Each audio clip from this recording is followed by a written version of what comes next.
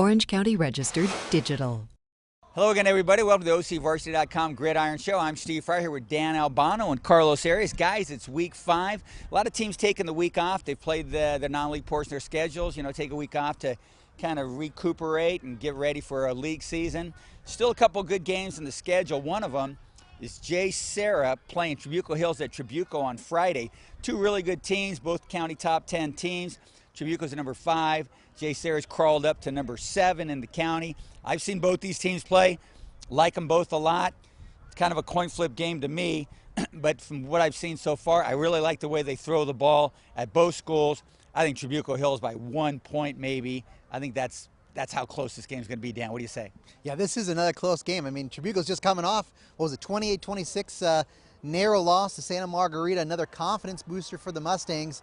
But, you know, and then this is a big one for JSerra, and this is the life JSerra is going to live in the Trinity League. You know, I think they're going to play close games every week. This is a hard game for me to pick, but I'm going to have to go JSerra because I don't think they were as taxed as much as, you know, Trabuco was last week against Santa Margarita.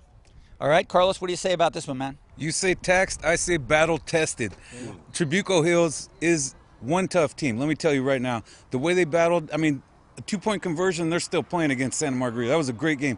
JSerra has been really sloppy. I've seen them the past 2 weeks. A lot of penalties, a lot of turnovers, but they're still super dynamic. I mean, you got Dante Pettis, you got Nick Robinson, the quarterback. Yeah. You got Casey Eugenio, the human pinball. So they're really talented, but I just think Trabuco's battle tested. I think they're going to win this one. We got Foothill against Villa Park, Century League game. Gosh, I think that this one might determine the league championship in this one. I like Villa Park, though. You know, I just think that they've got a little bit more ammo. I think Dylan Osborne kind of matched up pretty good with Tinsley last week. He throws the ball pretty good. So, Carlos, I like Villa Park in this one. What do you think? You know, Villa Park, good pick. Yeah. But Foothill, they've been finding a way to do this year. You know, even when their quarterback's out, they got Bobby Okereke in that quarterback. Now they've put him in at the Wildcat formation a lot. Yeah. Their defense is tough. Foothill's defense could be the key in this one. I'm going to take Foothill. Carlos, that was Carlos. Dan Albano, what do you got, man? I'm agreeing with Carlos on this one as well. You know, Foothill, I think it's they've allowed about 14 points a game on defense throughout the season. So I think that's the best right now in the Century League. I think, you know, Cole Major coming back playing at linebacker has been real important. I think they can pressure Osborne, especially with, you know, when they put Bobby on the edge. He is difficult matchup. I think I like the new wrinkle. I think, and then Villa Park, they've been a little bit inconsistent at times this year. They've had a couple head scratcher games for me. They play a little bit tougher schedule, but this will be a great game. I think it could be surprisingly low scoring. Here's a team that's undefeated. I don't think anybody saw this one coming. That's Fullerton High School. They're, 5-0. You know, I was waiting for them to play somebody good, and they did last week, San Juan Hills, and they beat San Juan Hills. That's a really nice win for Fullerton. And the great thing about Fullerton doing all this is the coach, Julian Smilovitz, he had to take an administrative leave to start the season, just before the season starts. You know, and that's really got to pull the rug out from under a program generally, but they just put it together.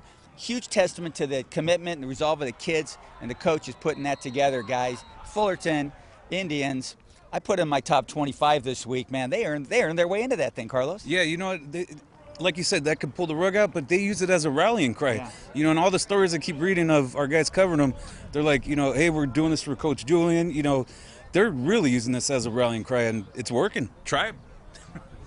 Now, if you know, I saw a little bit of this coming, I'll say, because if you look back at my 150, I got the proof in my top 150 players to watch. There were 2 Fullerton players. Scott Lloyd, the quarterback, was the 150 guy, and so was James Hubbard, the receiver, because I saw those guys play last year as juniors against Canyon, and they had a good junior class.